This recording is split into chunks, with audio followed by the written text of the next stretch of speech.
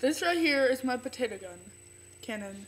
It got a metal opener, not a plastic one. Found out that plastic ones break apart really easily, and they got lots of leaks in them. Metal one is like 110% better.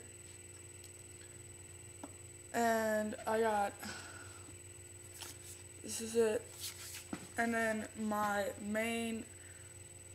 pressure tank is right here. See? Pretty big one.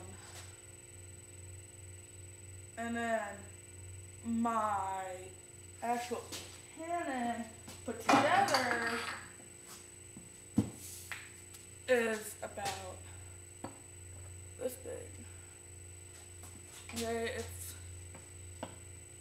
that one, my pressure tank with my spud gun part.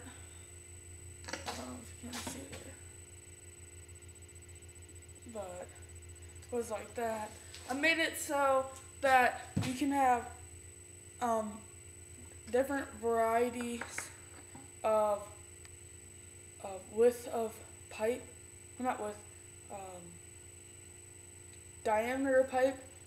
This is a 2-inch pipe right here that I have in my hand, and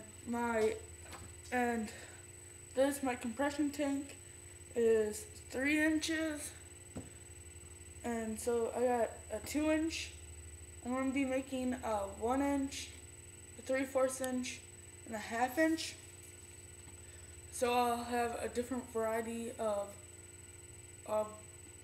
things I can shoot.